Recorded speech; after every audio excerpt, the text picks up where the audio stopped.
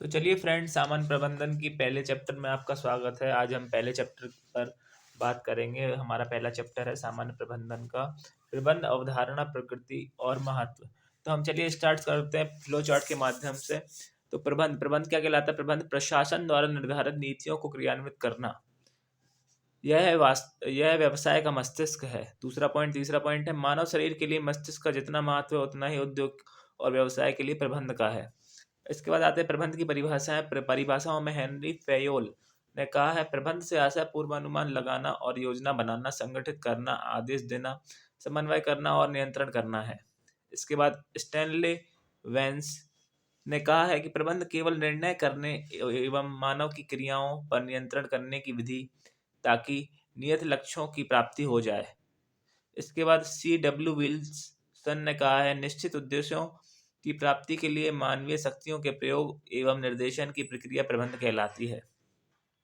इसके बाद हैरोल्ड कुंट्ज एवं हिल वेहरिक ने कहा है, प्रबंध एक ऐसा पर्यावरण तैयार करने एवं उसे बनाए रखने की प्रक्रिया है जिसमें लोग समूह में कार्य करते हुए चुनिंदा लक्ष्यों को कुशलता से प्राप्त करते हैं।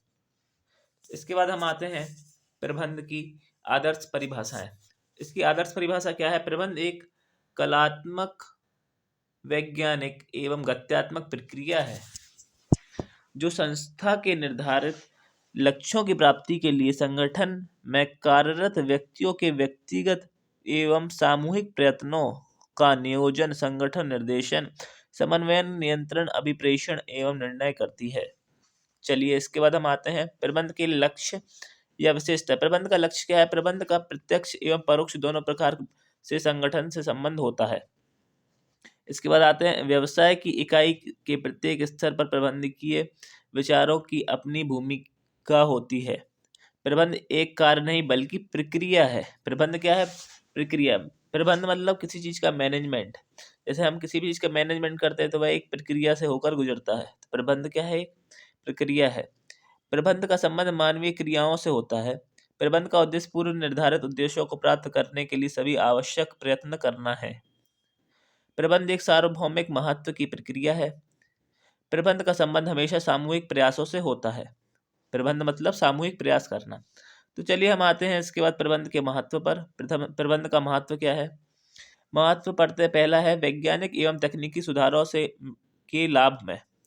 दूसरा है तीव्र प्रतियोगिता का सामना करने के लिए। तीसरा है प्रबंध आधुनिक व्यवसाय का सर्वोपरि तत्व है। चौथा है आधुनिक समाज के नेतृत्व में। पांचवा है श्रम समस्याओं का समाधान एवं मानवीय संसाधन के विकास में। छठा है साधनों के श्रेष्ठतम उपयोग में। सातवां है संस्थाओं के आंतरिक तथा बाह्य पक्षों में समन्वय बनाना। इसके बाद है मूलभूत आर्थिक और सामाजिक उद्देश्यों की प्राप्ति के लिए। इसके बाद हम भारतीय परिस्थितियों के संदर्भ में प्रबंध का महत्व क्या है।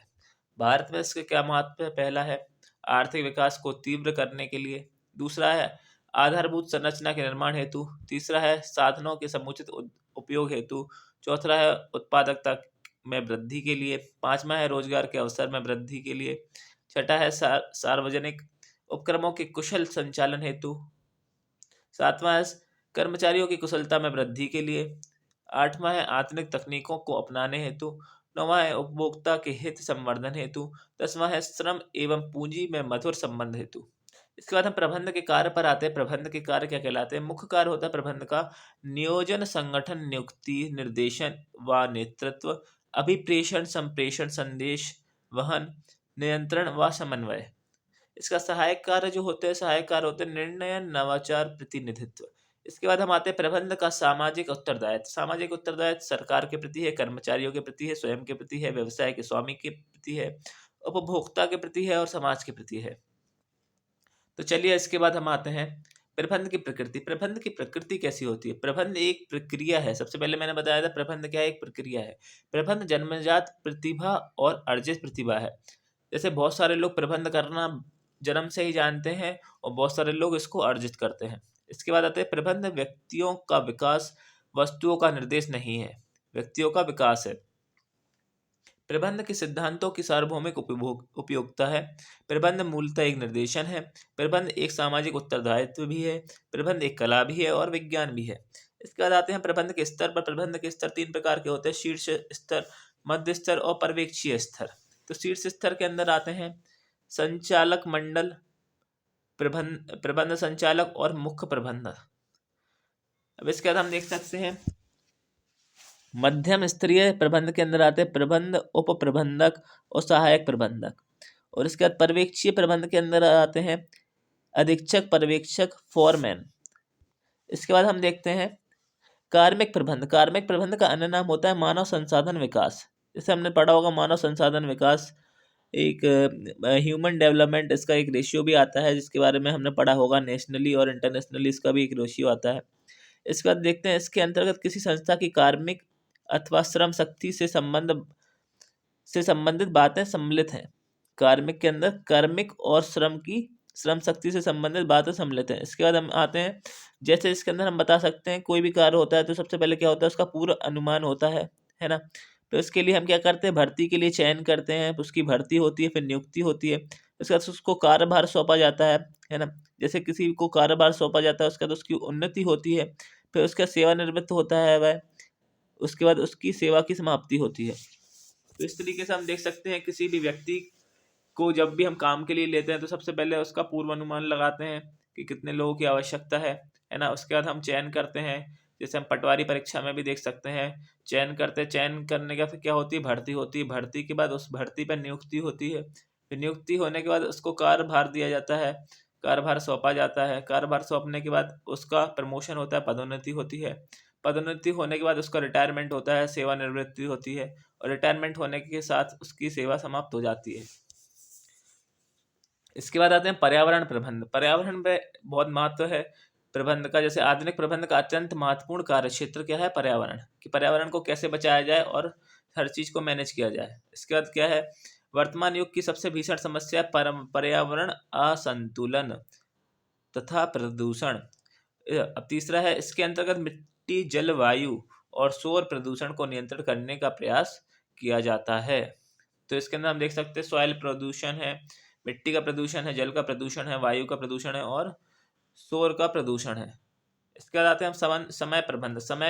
समय का भी मैनेजमेंट होना चाहिए, क्योंकि समय बहुत ही महत्वपूर्ण चीज है। समय सबसे मूल्यवान साधन है। इसके बाद समय की बर्बादी को रोकना तथा उपलब्ध समय का अनुकूलन उपयोग करना समय प्रबंध का सारत्व है। मतलब हम कितना समय बचाकर अपने काम को आसानी से जल्दी कर सकते हैं, है ना। तो इस तरीके से हम अपने समय को बर्बाद होने से बचा सकते हैं। चलिए आते हैं आगे, प्रबंध की क्रियात्मक क्षेत्र। प्रबंध का क्रियात्मक क्षेत्र है, प्रबंध कहाँ कहाँ होता है, अनुरक्षण व देखभाल प्रबंध, है ना। प्रबंध हम किसका करते हैं, मैनेजमेंट करते हैं, भवन का, प्लाट का और मशीन का, है ना। ये अनुरक्षण और देखभाल प्रबंध में आता है। इसके बाद हो गया कार्यालय प्रबंध। कार्यालय में प्रबंध कैसा होता है, जैसे पत्र व्यवहार के द्वारा हम कार्यालय में क्या करते हैं, प्रबंध करते हैं। जैसे हमने किसी को पत्र भेज दिया, इसके द्वारा हम क्या करते हैं, वहाँ की जो व्यवस्था है उसको ठीक करते हैं, है ना। अब इसके बाद हो गया ईमेल भेजकर भी हम करते हैं कार्यालय में, और कार्यालय का नियोजन कर कर। इसके बाद आता है वित्तीय प्रबंध। वित्तीय प्रबंध कैसे करते हैं, इसके अंतर्गत पूर्व मूल्यांकन, लेखांकन, लागत नियंत्रण, आय की प्रबंध और बीमा। इसके द्वारा हम वित्त का प्रबंध करते हैं, मतलब उस चीज को कैसे सही तरीके से जमाना। जैसे प्रबंध माने मैनेजमेंट, मतलब जैसे हम घर का मैनेजमेंट क्या करते हैं, घर को कैसे अच्छे से जमा सकें। ऐसे वित्त का मैनेजमेंट मतलब कितना पैसा खर्च हो रहा है ना, उसमें बीमा भी आ रहा है कि नहीं आ रहा है ना, आय कितनी लग रही है, लागत कितना लग रहा है, लेखांकन हो रहा है कि नहीं हो रहा है। तो ये सारे वित्तीय प्रबंधन के अंदर आते हैं। इसके बाद आते हैं विकास का प्रबंध। विकास का प्रबंध होता है, विकास मतलब किसी भी चीज का विकास। विकास के लिए किस चीज की आवश्यकता होती है, सामग्री की आवश्यकता होती है, मशीनों की आवश्यकता होती है, उत्पादन प्रक्रियाओं, अनुसंधानों, अन्वेषण, वस्तु विकास, डिजाइन, उत्पादकता की मांगों की व्यवस्था होती है। इसके बाद हम देख सकते हैं वितरण अथवा विपणन। विपणन प्रबंधन, वितरण और विपणन मतलब जब कभी कोई समस्या आती है, कोई डिजास्टर आता है, तो उस समय कैसा होना चाहिए, उस समय उत्पादित वस्तुओं का विपणन होना चाहिए, उसका मूल्य निर्धारण होना चाहिए, विपणन क्षेत्र होना चाहिए, कहाँ पे कैसा बांटा जाए। इसके बाद हम देख सकते हैं कि जो भी हमने कार्य किया उसमें जो जोखिम आ रहे हैं और जो रोकथाम आ रही है ना, तो उनको भी ध्यान में रखा जा रहा है कि नहीं रखा जा रहा है। इसके बाद जो हमारा क्रय हमने किया है उसका विक्रय संवर्धन हो रहा है कि नहीं हो रहा है ना, उसका विज्ञापन हो रहा है कि नहीं हो रहा है, यह हमारा सारा प्रबंध की क्रियात्मक क्षेत्रों के अंतर्गत आता है। इसके बाद देखते हैं परिवहन प्रबंध। परिवहन प्रबंध के अंतर्गत इसमें माल पैकिंग करना, भंडारण की व्यवस्था करना, परिवहन के विभिन्न साधक जैसे रेल, सड़क, वायु, जल, इनसे परिवहन कैसे हो रहा है, कैसे उस चीज़ को मैनेज किया जाए। जैसे हाँ, जहाँ पर रेल की आवश्यकता है वहाँ पर रेल बिछाई जाए, जहाँ पर सड़कों की आवश्यकता है वहाँ पर कैसे सड़कें बिछाई जाएँ, और जहाँ पर वायु से आसानी से काम हो रहा हो तो कैसे हवा के द्वारा, प्लेन के द्वारा हम एक जगह से दूसरी जगह माल को ढो सकें, और कैसे जब जल की आवश्यकता हो तो हम जल के द्वारा माल को एक जगह से दूसरी जगह ले जा सकें। तो यह क्या है, सब प्रबंध है। इसके बाद आते हैं उत्पादन प्रबंध के अंतर्गत। उत्पादन प्रबंध में उत्पादन नियोजन, कार्य विश्लेषण, गुण नियंत्रण, सामग्री प्रबंधन, निरीक्षण आता है। चलिए हम आते हैं रोचक तथ्यों की तरफ। पहला रोचक तथ्य है पर्यवेक्षीय प्रबंधक सबसे निचले स्तर का प्रबंधक होता है, सबसे इंपॉर्टेंट है। इसके बाद देख सकते हैं पर्यवेक्षीय प्रबंधक को प्रथम श्रेणी प्रबंधक नाम से जाना जाता है। इसके बाद आते हैं प्रबंध तकनीकी और तथा नैतिक मापदंडों के अनुसार कार्य करता है। इसके बाद आते हैं मानव संसाधन प्रबंधन शीर्ष प्रबंधन और कर्मचारियों के समन्वयक के रूप में कार्य करता है। इसके बाद आते हैं प्रबंध सामूहिक प्रकार का प्रयास है। प्रबंध का संबंध संगठन के विकास के साथ मानवीय व्यवहार से है। इसके बाद आते हैं ESOP। ESOP मैं आपको बताना चाहूँगा, ESOP कहलाता है एम्प्लॉय स्टॉक ओनरशिप प्लान। एक बार मैं फिर से रिपीट करूँगा, एम्प्लॉय स्टॉक ओनरशिप प्लान। तो मैं बताना चाहूँगा एम्प्लॉय को जब हम किसी भी कंपनी में लेते हैं तो उसकी दो तरीके से हम उसकी ग्रोथ करते हैं। वह होता है हम उस कंपनी के जो शेयर होते हैं, जो स्टॉक्स होते हैं, वह उस एम्प्लॉय को देते हैं, या हम उस एम्प्लॉय को ओनरशिप के द्वारा कुछ हिस्सा देते हैं, है ना। तो स्टॉक और ओनरशिप की जो प्लानिंग है, जो प्लान है, वह एम्प्लॉय स्टॉक ओनरशिप प्लान कहलाता है। तो employee stock ownership plan ESOP का संबंध मानव संसाधन प्रबंधन से है। तो चलिए आगे आते हैं हम। प्रबंधकों द्वारा सर्वोत्तम विकल्प का चुनाव करना निर्णयन कहलाता है। इसके बाद आते हैं प्रबंध का सामूहिक ढांचे की नींव संगठन कहलाते हैं। प्रबंध का सामूहिक ढांचा क्या कहलाता है, संगठन कहलाता है। इसके बाद आते हैं हम international public management association for HR का संबंध मानव संसाधन प्रबंधन से है। तो यह एक एसोसिएशन है, international public management association for HR human rights का संबंध मानव संसाधन प्रबंधन से है। तो चलिए हम आगे आते हैं ऑब्जेक्टिव पर। तो हमारे सामने पहला ऑब्जेक्टिव है नीति निर्धारण क्या है। तो चलिए आप बताइए नीति निर्धारण क्या है। तो इसका सही उत्तर है उच्च स्तर का प्रबंध। नीति निर्धारण है उच्च स्तर का प्रबंध। इसके बाद सेकंड क्वेश्चन पे आते हैं प्रबंधन का निर्णय प्रकार निर्णयों में खंडित किया जा सकता है।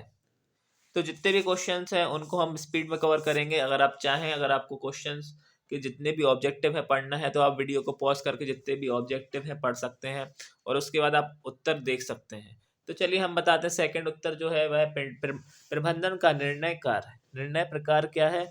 वह है निवेश, वित्तीय और परिसंपत्ति प्रबंधन।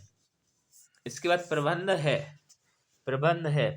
क्या है, प्रबंध कला है और विज्ञान है। हमने पढ़ा प्रबंध क्या है, कला और विज्ञान। इसके बाद आते हैं प्रबंध का सामाजिक उत्तरदायित्व है। प्रबंध का सामाजिक उत्तरदायित्व है, तो इसका उत्तर है उपरोक्त सभी। इसके अंदर उपभोक्ता भी आते हैं, सरकार भी आती है और समाज भी आती है। इसके बाद आते हैं क्वेश्चन नंबर 5 पर, सही विकल्प का चयन कीजिए। तो यहाँ पर मैं सब पढ़ता हूँ, सही विकल्प क्या है वह आपको बताना है। पहला है सामूहिक लक्ष्यों को प्राप्त करना प्रबंध प्रक्रिया का प्रमुख उद्देश्य है। दूसरा है प्रशासन नीति निर्धारक है, तो प्रबंध नीतियों को क्रियान्वित करता है। सा है उपरोक्त दोनों, और आखिरी ऑप्शन आपके सामने है इनमें से कोई नहीं। तो इसका सही उत्तर हो जाएगा उपरोक्त दोनों। इसके बाद क्वेश्चन नंबर 6 पर आते हैं, प्रबंध से संबंधित सही विकल्प का चयन कीजिए। पहला है प्रबंध सामूहिक प्रयासों का समन्वय है। दूसरा है प्रबंध एक पेशा है। तीसरा प्रबंध संसाधनों का सदुपयोग संभव बनाता है। चौथा है उपरोक्त सभी। तो इसका उत्तर आपका हो जाएगा उपरोक्त सभी।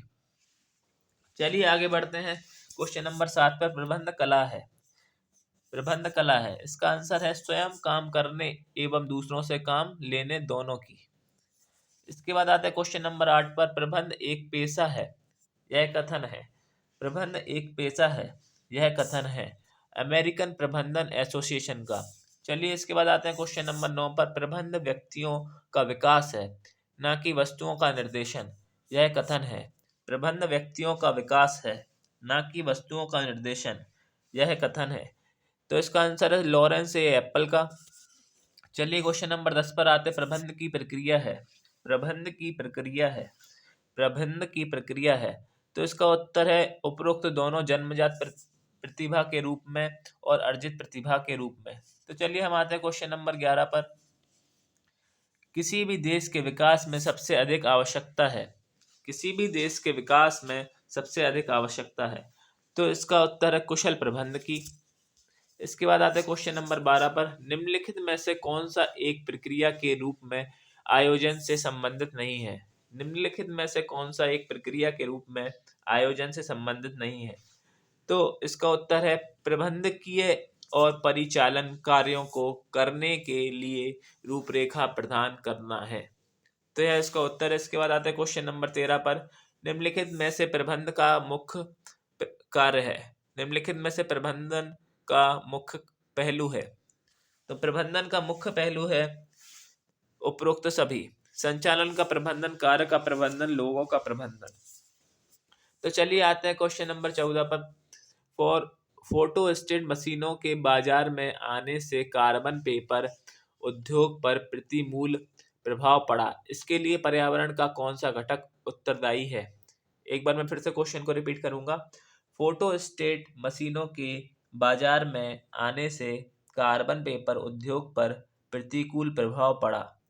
इसके लिए पर्यावरण का कौन सा घटक उत्तरदायी है। तो इसका है उत्तर उपरोक्त सभी, आर्थिक, तकनीकी व राजनीतिक। तो चलिए क्वेश्चन नंबर 15 पर आते हैं, डैश के अनुसार श्रमिकों और प्रबंध के बीच कार्य और जिम्मेदारी का लगभग समान विभाजन होना चाहिए। मैं फिर से पढ़ता हूँ, डैश के अनुसार श्रमिकों और प्रबंधन के बीच कार्य और जिम्मेदारी का लगभग समान विभाजन होना चाहिए। तो मैं आपके इसके ऑप्शन दिखा देता हूँ, तो आप बता सकते हैं इसके ऑप्शंस क्या हैं। तो इसका उत्तर हेनरी फ्योल। हेनरी फ्योल ने यह कहा था। इसके बाद आते हैं क्वेश्चन नंबर 16 पर, निम्नलिखित में से कौन सा कथन F.W. टेलर द्वारा वर्जित मानसिक क्रांति का सबसे अच्छा वर्णन करता है। तो इस पर हम आते हैं, पहला ऑप्शन है इसके अंदर, श्रमिकों को अधिक वेतन दिया जाना चाहिए। दूसरा, इसका तात्पर्य दृष्टिकोण में परिवर्तन है। तीसरा, प्रबंधन और कर्मचारियों को श्रेष्ठ बनने का खेल नहीं खिलाना चाहिए। चौथा, प्रबंधन और श्रमिक दोनों को एक दूसरे की आवश्यकता होती है। तो चलिए बताइए 16वें क्वेश्चन का आंसर क्या है। तो 16वें क्वेश्चन का आंसर है, इसका तात्पर्य दृष्टिकोण में परिवर्तन है। तो चलिए आते हैं क्वेश्चन नंबर 17 पर, कौन सी व्यवसाय स्वयं नहीं चलता चाहे वह संयोग की स्थिति में ही क्यों ना हो, यह कथन है। कोई भी व्यवसाय स्वयं नहीं चलता चाहे वह संयोग की स्थिति में ही क्यों ना हो, यह कथन है। तो इसका उत्तर है एडविन एम रॉबिन्सन। तो चलिए आते हैं क्वेश्चन नंबर 18 पर, प्रशिक्षण के इन क्षेत्रों में से कौन एक कर्मचारी को उसके या उसकी समस्याओं को सफलतापूर्वक निपटान करने के लिए तैयार करता है। तो फिर से पढ़ते हैं क्वेश्चन को। क्वेश्चन नंबर 18 है, प्रशिक्षण में इन क्षेत्रों में से कौन एक कर्मचारी को उसके या उसकी समस्याओं को सफलतापूर्वक निपटाने करने के लिए तैयार करता है। तो इसका उत्तर है समस्या समाधान प्रशिक्षण। चलिए आते हैं क्वेश्चन नंबर 19 पर, लोग अपने कार्य में बेहतर प्रदर्शन करते हैं। लोग अपने कार्य में बेहतर प्रदर्शन करते हैं जब उनके सहायक प्रतिक्रिया दी जाती है। जब उन्हें सहायक प्रतिक्रिया दी जाती है और वे डैश के अंतर्गत आते हैं। और वे डैश के अंतर्गत आते हैं। तो चलिए इसका उत्तर बताइए। इसका उत्तर है संबंधन की आवश्यकता के अंतर्गत आते हैं। संबंधन की आवश्यकता के अंतर्गत आते हैं। चलिए क्वेश्चन नंबर 20 पर आते हैं। नौकरी की वर्गीकरण जैसे सीईओ, राष्ट्रपति, उपराष्ट्रपति, कार्यकारी निर्देशक के रूप में निम्न में से किसके साथ जुड़े हैं? नौकरी के वर्गीकरण जैसे सीईओ, राष्ट्रपति, उपराष्ट्रपति, कार्यकारी निर्देशक के रूप में निम्न में से किसके साथ जुड़े रहते हैं? तो इसका उत्तर है शीर्ष प्रबंधक। चलिए आते हैं क्वेश्चन नंबर 21 पर। डैश प्रबंधन शैली उत्पादन के प्रति निम्न सरोकार और लोगों के प्रति निम्न सरोकार के द्वारा अभिलक्षित की जाती है। डैश प्रबंधन शैली उत्पादन के प्रति निम्न सरोकार और लोगों के प्रति निम्न सरोकार के द्वारा अभिलक्षित की जाती है। तो इसका उत्तर है आबंधता, आहस्तक्षेपी। इसके बाद आते हैं क्वेश्चन नंबर 22 पर। इनमें से व्यक्तिगत मूल्यांकन गतिविधियों में से किसमें मूल्यांकनकर्ता को कर्मचारी के व्यवहार में प्रबल एवं कमजोर पहलुओं को वर्णन करने के लिए कहा जाता है? इनमें से व्यक्तिगत मूल्यांकन गतिविधियों में से किसमें मूल्यांकनकर्ता को कर्मचारी के व्यवहार के प्रबल एवं कमजोर पहलुओं को वर्णन करने के लिए कहा जाता है? तो इसके ऑप्शंस आपके सामने आते हैं। चलिए पहला ऑप्शन मैं आपको दिखा देता हूँ। पहला ऑप्शन है जबरन पसर। इसका दूसरा ऑप्शन है ग्राफिक रेटिंग मापनी। तीसरा ऑप्शन है निबंध मूल्यांकन। चौथा ऑप्शन है उद्देश्यों के द्वारा प्रबंध। तो चलिए इसका उत्तर मैं आपको बताता हूँ। इसका उत्तर है निबंध मूल्यांकन।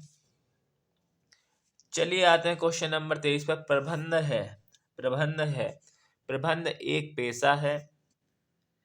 चलिए आते हैं क्वेश्चन नंबर 24 पर। प्रबंध का प्रथम कार्य है प्रबंध का नियोजन। चलिए आते हैं क्वेश्चन नंबर 25 पर। प्रबंध का अंतिम कार्य है सूचनाओं का संप्रेषण। चलिए आते हैं क्वेश्चन नंबर 26 पर। वैज्ञानिक प्रबंध के जन्मदाता माने जाते हैं। तो इसका उत्तर है हेनरी फेयोल। इसके बाद आते हैं क्वेश्चन नंबर 27 पर। प्रबंध की आवश्यकता है। तो प्रबंध की आवश्यकता उपरोक्त तीनों स्तर पर है। इसके बाद आते हैं क्वेश्चन नंबर 28 पर। वर्तमान युग में प्रबंध अनिवार्य है। इसके बाद आते हैं क्वेश्चन नंबर 29 पर। प्रबंध विकास है लोगों का। प्रबंध का महत्व है उपरोक्त सभी में, व्यापार में, सेवा में और उद्योग में। तो चलिए आते हैं क्वेश्चन नंबर 31 पर। प्रबंध से आशय निर्णय लेना है यह कथन है। चलिए बताइए इसका उत्तर क्या हो सकता है? तो इसका उत्तर है रोस मूरे का। चलिए आते हैं क्वेश्चन नंबर 32 पर। प्रबंध की विशेषता है। तो इसका उत्तर है प्रबंध की विशेषता है। इसका उत्तर है उपरोक्त सभी। प्रबंध एक प्रक्रिया है, प्रबंध एक गतिशील प्रक्रिया है और प्रबंध एक सामाजिक प्रक्रिया है। चलिए आते हैं क्वेश्चन नंबर 33 पर। हेनरी फेयोल के अनुसार प्रबंध प्रक्रिया के प्राथमिक कार्य हैं 4। हेनरी फेयोल के अनुसार प्रबंध प्रक्रिया के कितने प्राथमिक कार्य हैं? 4। तो कोई हो तो वह बता सकता है कमेंट सेक्शन में कि प्रबंध प्रक्रिया के हेनरी फेयोल के अनुसार कौन से 4 कार्य हैं। चलिए अपन आते हैं क्वेश्चन नंबर 34 पर। हेनरी फेयोल का जन्म कहाँ हुआ था? तो इसका उत्तर है फ्रांस में। इसके बाद आते हैं क्वेश्चन नंबर 35 पर। हेनरी फेयोल ने प्रबंध के कितने सिद्धांतों का प्रतिपादन किया था?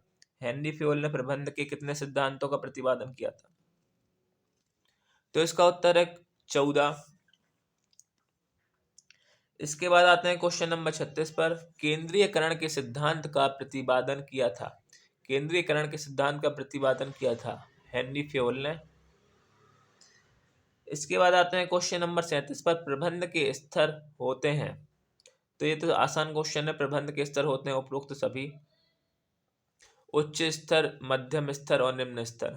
इसके बाद आते हैं क्वेश्चन नंबर 38 पर। उच्च स्तरीय प्रबंध के अंतर्गत आते हैं, उच्च स्तरीय प्रबंध के अंतर्गत आते हैं, तो बताइए इसका उत्तर क्या हो सकता है। तो इसका उत्तर है उपरोक्त सभी उच्च स्तरीय प्रबंध के अंतर्गत आते हैं महाप्रबंधक, अध्यक्ष और प्रबंध संचालक। इसके बाद आते हैं क्वेश्चन नंबर 39 पर। मध्यम स्तरीय प्रबंध के अंतर्गत आते हैं, मध्यम स्तरीय प्रबंध के अंतर्गत आते हैं, तो इसका भी उत्तर है उपरोक्त सभी लेखाधिकारी, विभागीय अधीक्षक और क्षेत्रीय प्रबंधक। चलिए आते हैं क्वेश्चन नंबर 40। निम्न स्तरीय प्रबंध के अंतर्गत आते हैं, निम्न स्तरीय प्रबंध के अंतर्गत आते हैं, तो इसका उत्तर है उपरोक्त दोनों, फोरमैन और पर्यवेक्षक। इसके बाद आते हैं क्वेश्चन नंबर 41 पर। प्रबंध के कार्यों के संबंध में POS DCO RB का वर्णन किसने किया है। तो प्रबंध के कार्यों से संबंधित यह एक प्रक्रिया है। प्रबंध के कार्यों के संबंध में DOS POS DCO RB का वर्णन किसने किया है। एक बार मैं फिर से रिपीट करूंगा, POS DCO RB।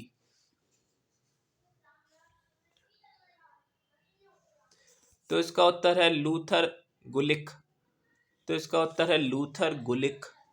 चलिए आते क्वेश्चन नंबर 42 पर। प्रबंध का सार है, प्रबंध का सार है समन्वयन।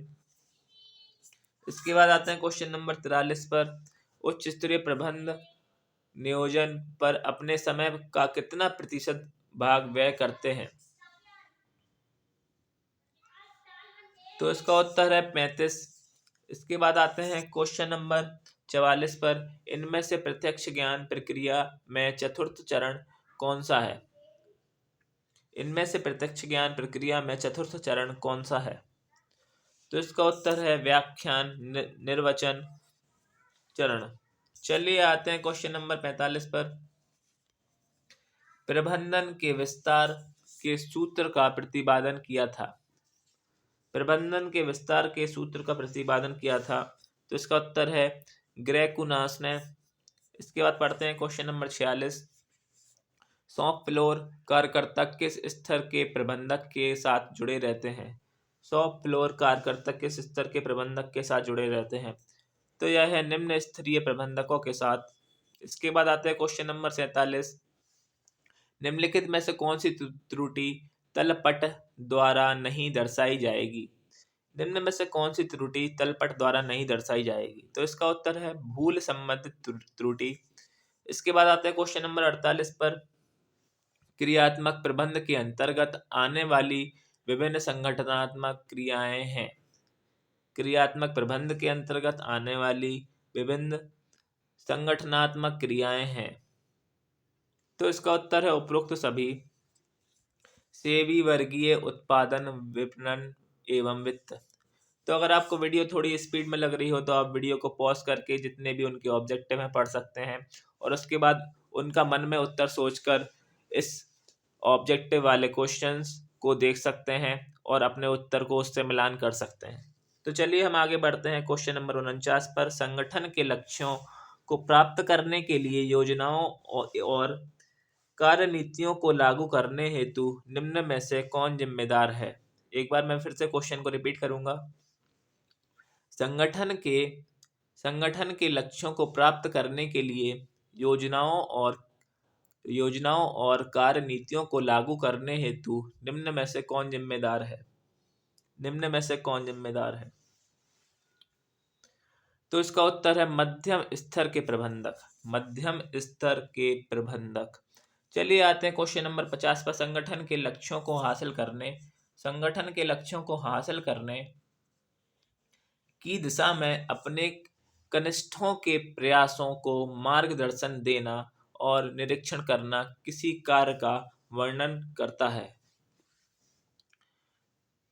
तो मैं फिर से क्वेश्चन को पढ़ता हूँ। संगठन के लक्ष्यों को हासिल करने की दिशा में अपने कनिष्ठों के प्रयासों को मार्गदर्शन देना और निरीक्षण करना किस कार्य का वर्णन करता है, तो इसका उत्तर है निर्देशन प्रक्रिया का।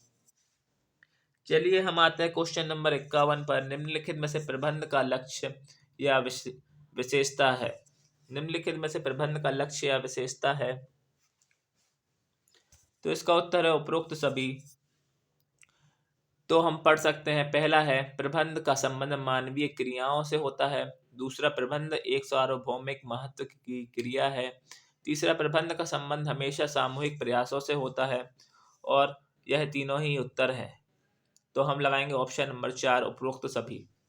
चलिए आते हैं क्वेश्चन नंबर 52 पर। निम्नलिखित में से कौन प्रबंध के अंतर्गत नहीं आता है। निम्नलिखित में से कौन प्रबंध के अंतर्गत नहीं आता है, तो इसका उत्तर है तालिका बंधन। चलिए आते हैं क्वेश्चन नंबर 53 पर। उत्पादन लक्ष्य निर्धारित करना किसके कार्य क्षेत्र में आता है। उत्पादन लक्ष्य निर्धारण करना किसके कार्य क्षेत्र में आता है, तो इसका उत्तर है उत्पादन प्रबंधक। चलिए आते हैं क्वेश्चन नंबर 54 पर। प्रसिद्ध पुस्तक प्रबंध का दर्शन शास्त्र के लेखक हैं। प्रसिद्ध पुस्तक प्रबंध का दर्शन शास्त्र के लेखक हैं, तो इसका उत्तर है ओलिवर सेल्डन।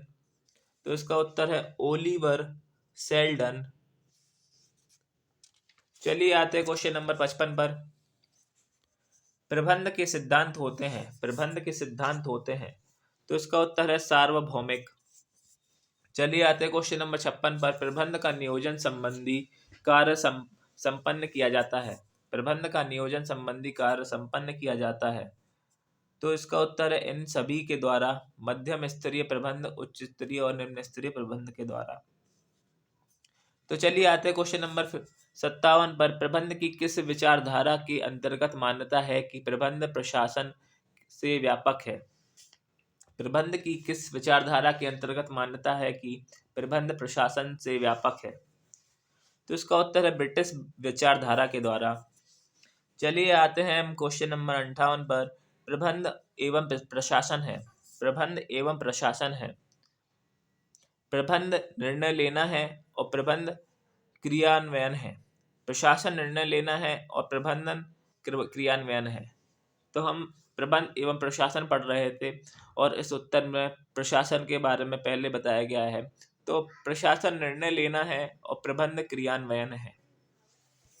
चलिए आते हैं क्वेश्चन नंबर 59 पर। निर्देशन में सम्मिलित है। निर्देशन में सम्मिलित है, तो निर्देशन में सम्मिलित है, निर्देशन में सम्मिलित है, बताइए इसका उत्तर क्या हो सकता है। निर्देशन में सम्मिलित है, उत्तर है इसका द अभिप्रेषण, नेतृत्व तथा पर्यवेक्षण। चलिए आते हैं क्वेश्चन नंबर 60 पर। Question number 60 general and industrial management पुस्तक के लेखक हैं। एक बार मैं फिर से रिपीट करूंगा, जनरल एंड इंडस्ट्रियल मैनेजमेंट पुस्तक के लेखक हैं। तो आपके सामने 4 ऑप्शंस हैं, 2 मैं पढ़ता हूँ। पेस्टर बर्नार्ड, दूसरा हेनरी फेयोल, थर्ड आपके सामने ऑप्शन है ओलिवर सैथेंडल एंड चौथा ऑप्शन है एल्टन मेयो। तो इसका उत्तर है हेनरी फ्योल। हेनरी फ्योल के द्वारा जनरल एंड इंडस्ट्रियल मैनेजमेंट पुस्तक लिखी गई है। चलिए आते हैं हम अपने क्वेश्चन नंबर 61 पर। आधुनिक युग में प्रबंधन का विकास हुआ। आधुनिक युग में प्रबंध का विकास हुआ, इसका उत्तर बताइए क्या हो सकता है। तो इसका उत्तर है उपरोक्त सभी। एक विचारधारा के रूप में, एक समग्र विद्या के रूप में, एक स्वतंत्र शाखा के रूप में। चलिए आते हैं क्वेश्चन नंबर 62 पर। प्रबंध सबसे बूढ़ी कला तथा सबसे जवान पेशा है, यह कथन किसने कहा। प्रबंध सबसे बूढ़ी कला तथा सबसे जवान पेशा है, यह कथन किसने कहा। तो यह कथन कहा है लॉवेल का। यह कथन है लॉवेल का। चलिए आते हैं क्वेश्चन नंबर 63 पर। रॉबर्ट के कॉल्स द्वारा प्रबंधकों के लिए पहचाने गए 3 आवश्यक कौशल है। रॉबर्ट के कॉल्स द्वारा प्रबंधकों के लिए पहचाने गए 3 आवश्यक कौशल हैं, तो इसका उत्तर है तकनीक, मानव और वैचारिक। चलिए आते हैं क्वेश्चन नंबर 64 पर। नेतृत्व इनमें से कौन सा घटक अधीनस्थों की भूमिका को स्पष्ट बनाते हैं। तो इसका उत्तर है बा, लक्ष्य की स्थापना। चलिए आते हैं क्वेश्चन नंबर 65 पर। निम्नलिखित में से कौन सा प्रबंध का महत्व है? पहला, साधनों के श्रेष्ठतम उपयोग में। दूसरा, मूलभूत आर्थिक सामाजिक उद्देश्यों की प्राप्ति के लिए। तीसरा, वैज्ञानिक एवं तकनीकी सुधारों के लाभ में। और चौथा, उपरोक्त सभी। तो इसका उत्तर होगा उपरोक्त सभी। चलिए आते हैं हम अपने क्वेश्चन नंबर 66 पर। थोड़ा तेज चलेंगे। निम्नलिखित में से कौन सा प्रबंध का सामाजिक उत्तरदायित्व है? कौन सा प्रबंध का सामाजिक उत्तरदायित्व है? तो इसका उत्तर है उपरोक्त सभी। समाज, सरकार और कर्मचारी। इसके बाद आते हैं क्वेश्चन नंबर 67 पर। प्रबंध क्या है? एक कार्यकारी समारोह। चलिए आते हैं क्वेश्चन नंबर 68 पर। प्रबंध क्या है? सतत प्रक्रिया। इसके बाद आते हैं क्वेश्चन नंबर 69 पर। प्रबंध की प्रक्रिया कुछ प्रकट करने वाली विशेषता है। तो इसका उत्तर है उपरोक्त सभी। एकीकृत गतिविधि, चल रही गतिविधि, और तीसरा, उद्देश्य पूर्ण गतिविधि। चलिए आते हैं क्वेश्चन नंबर 70 पर। उत्पादन प्रबंध प्रक्रिया किसके उत्पादन से संबंधित नहीं है? पहला, सही मात्रा का सामान माल का विपणन। दूसरा, तीसरा, सही गुणवत्ता के सामान से। चौथा, सबसे सस्ती कीमत का सामान। तो इसका उत्तर है माल का विपणन। चलिए आते हैं क्वेश्चन नंबर 71 पर। निम्न में से कौन सा प्रबंध का उद्देश्य नहीं है? कौन सा प्रबंध का उद्देश्य नहीं है? पहला, लाभ अर्जित करना। दूसरा, नीति निर्धारण करना। तीसरा, रोजगार उपलब्ध कराना। और चौथा, संगठन का विकास। तो इसका उत्तर है नीति निर्धारण करना। नीति निर्धारण करना प्रबंध का उद्देश्य नहीं है। चलिए हम आते हैं क्वेश्चन नंबर 72 पर। डैश लोगों को आंकन की प्रवृत्ति है जो कि उस समूह के अवगम पर आधारित है जिससे वे संबंधित होते हैं।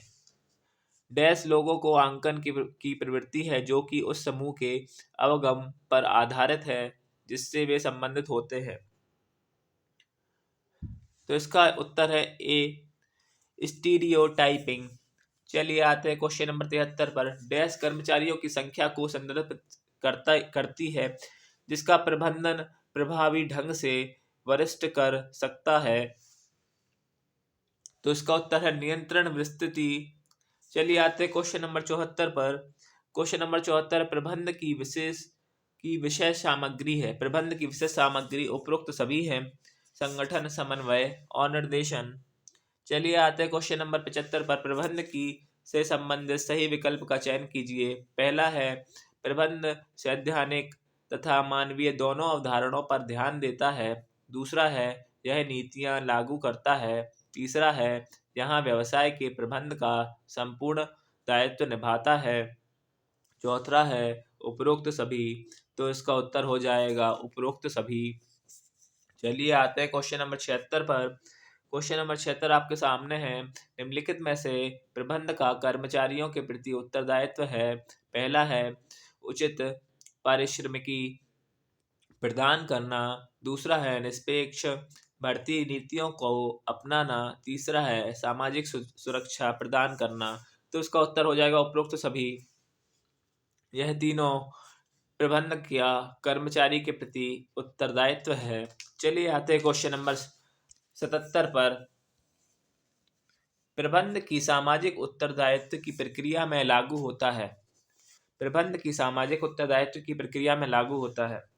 तो इसका उत्तर है विक्रेता की सावधानी का नियमन। इसके बाद आते हैं क्वेश्चन नंबर 78 पर। नियोजन भविष्य को पकड़ने के लिए बनाया गया पिंजड़ा है। नियोजन भविष्य को पकड़ने के लिए बनाया गया पिंजड़ा है। यह कथन किसने कहा है? यह कथन किसने कहा है बताइए आप सभी। तो इसका उत्तर हो जाएगा एलन ने। यह कथन कहा है एलन ने। आप जितने भी लोग हैं वीडियो को पॉज करके इसका आंसर अपने अनुसार बता सकते हैं, फिर वीडियो को देख सकते हैं। चलिए आते हैं क्वेश्चन नंबर 79 पर। अब्राहम मार्शल की आवश्यकता सीढ़ी में सबसे उच्च आवश्यकता स्तर है। अब्राहम मार्शलों की आवश्यकता सीढ़ी में सबसे उच्च आवश्यकता स्तर है। तो इसका उत्तर हो जाएगा आत्मसंतुष्टि की आवश्यकता। चलिए आते हैं क्वेश्चन नंबर 80 पर। प्रबंध के कितने प्रकार होते हैं? प्रबंध के कितने प्रकार होते हैं? तो मुख्य रूप से प्रबंध के 3 प्रकार होते हैं। चलिए आते हैं क्वेश्चन नंबर 81 पर। पर्यवेक्षक स्तर का प्रबंध होता है।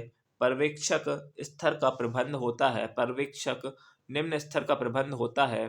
चलिए आते क्वेश्चन नंबर 82 पर। निम्नलिखित में से कौन सा नियोजन का उद्देश्य है? निम्नलिखित में से कौन सा नियोजन का उद्देश्य है?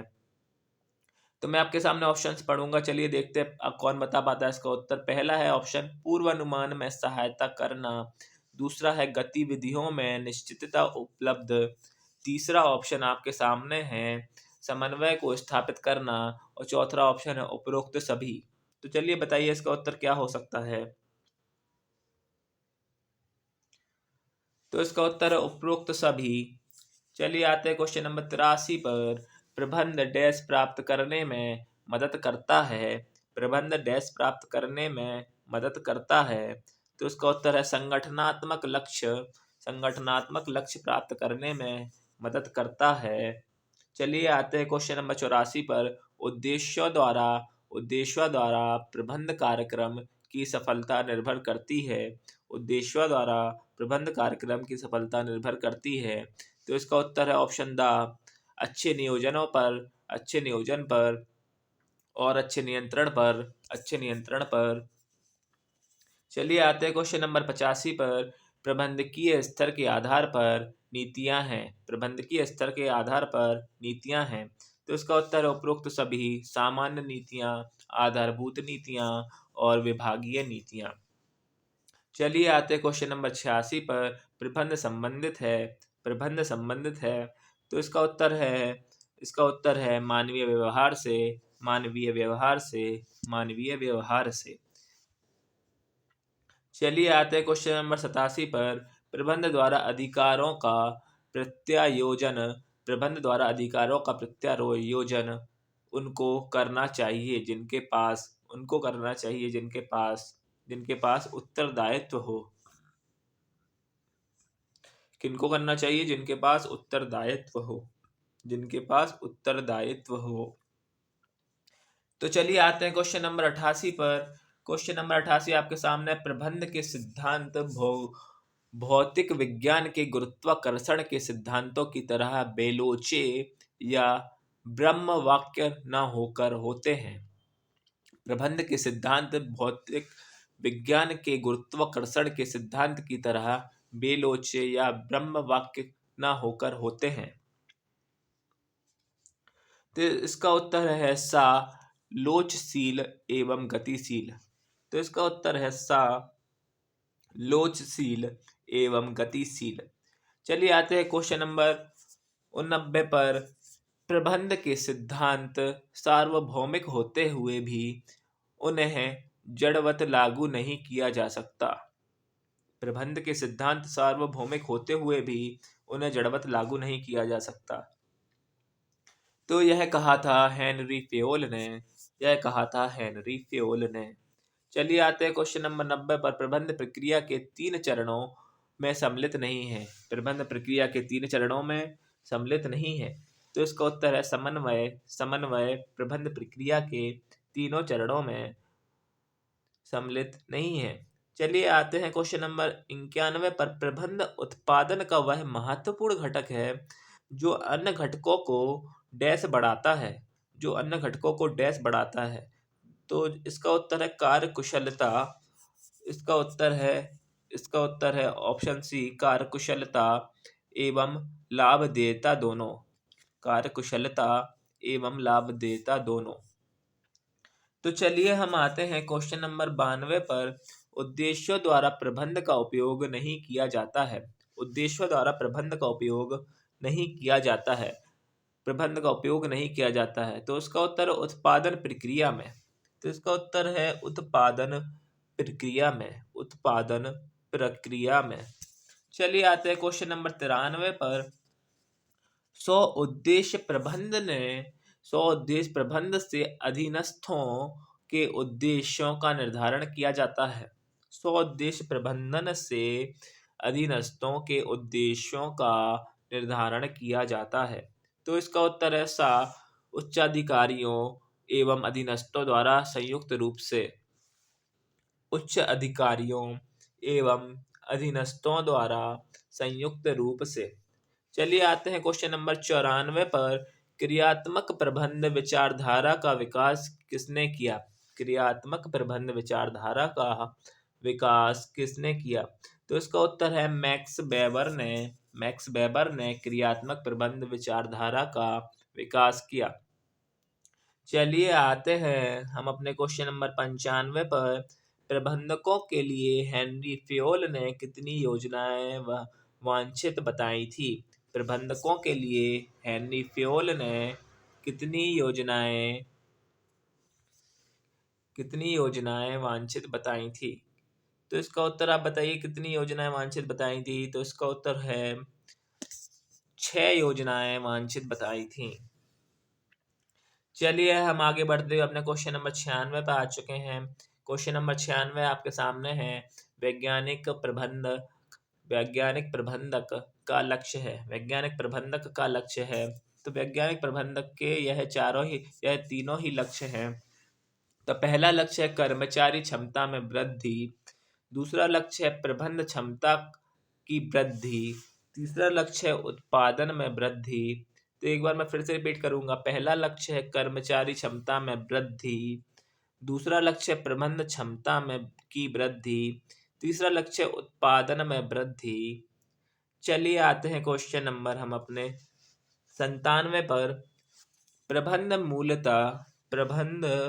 मूलतः निम्न से प्रभावित है। प्रबंध मूलतः निम्न से प्रभावित है। तो इसका उत्तर है मानव शक्ति। प्रबंध मूलतः मानव शक्ति से प्रभावित है। चलिए आते क्वेश्चन नंबर 98 पर। प्रबंध निम्न चुनौतियों का सामना करने में मदद नहीं करता है। प्रबंध निम्न चुनौतियों का सामना करने में मदद नहीं करता है। तो इसका उत्तर है प्राकृतिक विपदाओं से उत्पन्न। तो इसका उत्तर है प्राकृतिक विपदाओं से उत्पन्न। तो चलिए आते हैं क्वेश्चन नंबर 99 पर। क्वेश्चन नंबर 99 आपके सामने है। तो बताइए इसका उत्तर क्या हो सकता है? क्वेश्चन नंबर 99 आपके सामने है। 99 नंबर क्वेश्चन है, प्रबंध के सिद्धांतों की प्रकृति किस प्रकार की है? प्रबंध के सिद्धांतों की प्रकृति किस प्रकार की है? तो इसका उत्तर है उपरोक्त सभी सार्वभौमिक, गतिशील व लचीली।